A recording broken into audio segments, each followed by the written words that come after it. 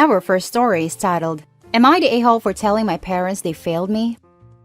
I, 19 female, have a strained relationship with my parents. I live with some friends while they go to college and I work full-time. I saw my parents for the first time yesterday since I moved out in June of 2019. It was awkward. I am the oldest of their 2 children. I have a little sister who is 16 now. She's special needs and has required a lot of care since she was a toddler. My parents were very good parents to her. They did everything they could to be good to her. But because I was neurotypical, I was expected to be okay with making sacrifices, missing out and becoming a caregiver. It was so hard. I didn't get birthday parties. We didn't even celebrate Christmas like other families because we had to be quiet so my celebration wouldn't upset my sister. I spent a lot of time feeling embarrassed and ashamed. I was resentful. I blamed my sister for a few years. And then I turned my anger on my parents and we would fight a lot. They didn't understand why I couldn't be more okay with not having birthday parties when I knew my sister found them too much, and they never got why I would be upset when I had to miss out on field trips, or didn't go to friends' parties, or couldn't go to a movie with kids from school. I could sometimes go to a friend's house, very occasionally, but they were never welcome at our house, and most of the time, I was expected to come home and help my mom out with my sister. I left once I was old enough to, legally. I didn't go to college for a few reasons, but I did get a job and I support myself. It's the first time I can say I have nice things since I was 5 and got a Barbie for Christmas. The estrangement was natural. They would ask me to come back and help them and I would ignore them. Then yesterday, I did decide to visit them after so many requests to come and help, and they wanted to tell me how crappy I was for not helping with my sister and helping them more since they did so much for me. I snapped. I told them they weren't good parents to me. I told them I wasn't important to them after my sister was born, that I was used to make life easier for them, but my needs or wants didn't matter. I told them my childhood sucked because they stopped trying to give me one. They wanted an adult. And I told them I deserved so much better. I stormed off and came home early. My mom left a message for me telling me I was a brat for not being more understanding. Am I the a-hole for what I said? Now let's read the top comments for this post. Not the a-hole. Your sister is their responsibility to care for, not yours. You can be supportive and friendly. You can help when and how it's convenient for you, but it's ridiculous that they expect you to revolve your entire life around being caregiver to your sister. Also, you're an adult. It's normal to have boundaries between you and your family now, especially after going through years feeling neglected and being forced into a caregiver's role. I mean, seriously? What's their plan for when they need to retire from the physical aspects of attending a special needs adult? Is their eldest daughter supposed to come back home and do it like an employee? You'd be astounded at how often that is exactly the expectation. Also, it's rather common for people with a special needs child as their first child to have a second child, solely so there will be a caretaker when they're too old. It's messed up. It's very messed up. Wow, not the a-hole. At all. I get that having a special needs child is hard, but you're absolutely right. They didn't treat you like the child you were. They treated you like an adult caregiver, and you weren't. They could have done a million things to make sure you had at least a somewhat normal childhood, and they dropped the ball every time. I mean, no parties? Why couldn't sister go stay with a relative for a few hours so you could have a freaking birthday if she got so stressed? I just blocked them. They aren't sorry for their behavior and will only continue to harass you. Or at the very least, one parent could have stayed home to care for sister and send Opie to Chuck E. Cheese's with a friend or something. Not the a-hole. Okay, so maybe they couldn't handle your sister and needed your help, although even that is not okay. But that doesn't absolve them of all blame why weren't you in school trips. Your parents should have been taking care of your sister, but they used you to help themselves. In my humble opinion, if parents couldn't handle sister, that's what social services are for, to provide assistance. Not parentifying Opie and denying Opie the experiences of growing up because it's inconvenient. That was the first story. The next one is titled, Am I the a-hole for not giving my mother money to help my stepsister who's sick after she abandoned me and my brother 10 years ago? I, 23 male, and my brother, 17 male, have been living with our grandma. My mother abandoned us after my dad died 10 years ago and remarried 2 years later. Our grandma from my dad's side took care of us. Since then, our mom has only reached out to us less than 5 times. She has 2 kids with the guy she got married to. Our grandma paid our school fees and basically took the responsibility of a guardian. I, of course, went to college and finished my education and have a decent paying job.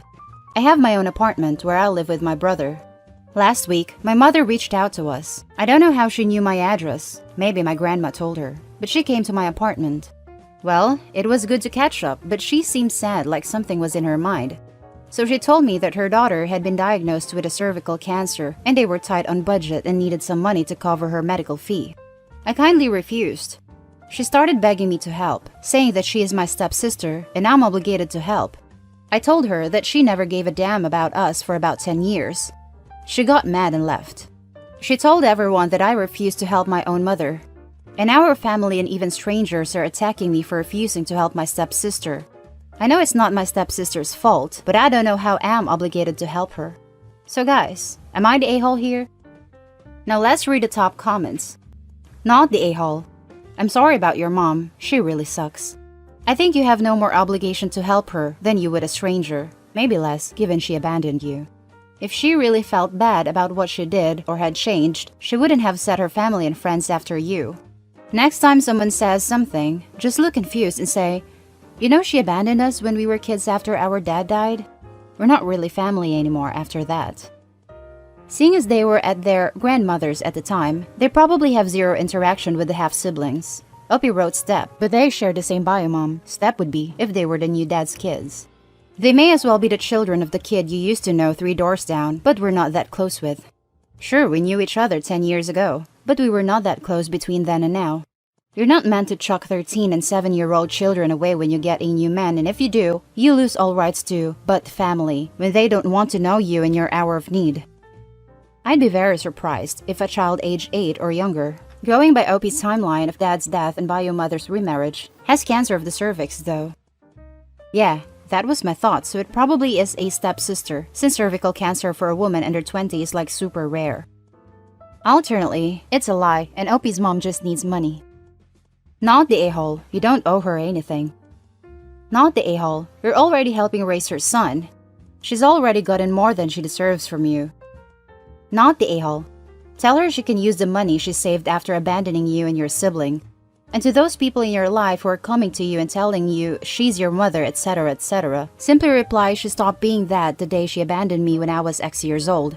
She didn't care about being my mother then, when I was a child and needed a mother, and I don't care now. And now for the last story. Am I the a-hole for sending my mother to prison? My mother is in prison for defrauding the government for 10+ years, which finally caught up with her.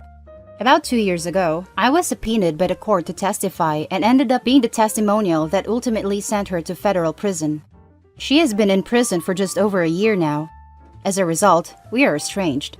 However, I wasn't given much of a choice because my current profession has strict legal requirements that I can't risk bending or I'll lose everything. Fast forward to this past week, my maternal grandfather passed away suddenly from complications from a stroke he had 2 months ago. Everyone is sad and devastated, and it's been hard to reconcile the loss during the pandemic. A lot of prisons will grant furlough for those who wish to attend their loved one's funeral, something we already had to do back in February when my grandmother passed away. And I was the one who filled out the paperwork and was 100% responsible for my mother during her furlough. So once I received news of my grandfather's passing, I started on the paperwork but stopped because it turned out that my grandfather is going straight to cremation without a funeral or service, because that is what my grandfather wanted. And I told my family that we weren't furloughing my mother out because of the fact that there is no service or funeral. My family understood. Fast forward to today, when my sibling calls me to thank me for furloughing our mom out. Shocked and confused, I asked the obvious, "What do you mean?" Turns out, as I discovered by calling the prison, that my aunt busted my mother out of prison and falsified documents where they forged my signature and gave my contact information, and told the prison that there was a funeral and that my mother's presence was required. 1. I live in a separate province. 2. There isn't a funeral or service. There is absolutely no reason for her to be outside of prison during a pandemic, especially when prisons are virus hotspots. So I had to call the police because if caught, I could lose my livelihood, my license, and a career I love. After all, my mother didn't want to grieve in prison and has zero regards for anyone else's health and well-being. I texted everyone in my family to encourage my aunt to send my mother back to prison, or I would have no choice but to call the police and charge my aunt with identity theft and have a warrant issued for my mother. Something I really don't want to do. However, my family is calling me an insensitive a-hole for not allowing the family to get together to grieve because I can't be there and I'm taking it out on them. So I called my aunt directly and recorded a call and told her if she didn't return my mother to prison by noon tomorrow, I would call the police and have them issue a warrant for my mother and have her charged with identity theft. Am I the a-hole for not allowing my family for using me to basically prison break my mother? Edit. No funeral. I double-checked with my grandfather's partner. Edit 2. Called police. Police confirm I will not face legal repercussions as I am a victim. And now for the top comments. Not the a-hole. Please stop giving these people chances. Call the police, report the identity theft, and let the cops go after whoever. This is not your fault, and the longer you hesitate and give chances and worry you're an a-hole, the more likely it is that this will ruin your life. Not the a-hole, but call the police/prison now and report it. Without the prison knowing what happened, what will stop them from doing something similar again and just telling everyone not to tell you? Don't risk it. I already called the prison. My questions made the admin person very, very nervous. They emailed me the furlough documents. That's how I figured it out. On the phone with the police now. Call the prison back to confirm to them what happened/is happening. They will revoke/cancel her furlough and should be able to get a warrant for her arrest in whatever jurisdiction they are in. Given the admin person I spoke to started behaving rather cagey once they realized what happened, I'm not putting a whole lot of stock in their competence now. Hey Opie, here's a question for you. Where else has your aunt stolen your identity, if this option jumped to her mind that quickly? I checked my credit report and all that stuff this afternoon. Nothing out of the ordinary. I think my mother was the ultimate mastermind, and my aunt being in a grief-induced manic state, which I recognized immediately when talking to her, just went with it. Not the a-hole, and you should turn your aunt in, regardless. She stole your identity, forged your signature, and potentially mixed your name up in a prisoner escape. No way. She should be sharing a cell with your mother. She called my bluff, so I'm on hold with the RCMP. Next time someone fraudulently uses your name to commit a crime, don't waste time bluffing. Report them immediately. Already on the phone with the police. I wanted to give the chance to do the right thing, but nope. And that's the end of the video, folks. Thanks for coming this far. As always, leave your comments and hit like and subscribe if you enjoy the content. I'll catch you in the next one. Stay safe.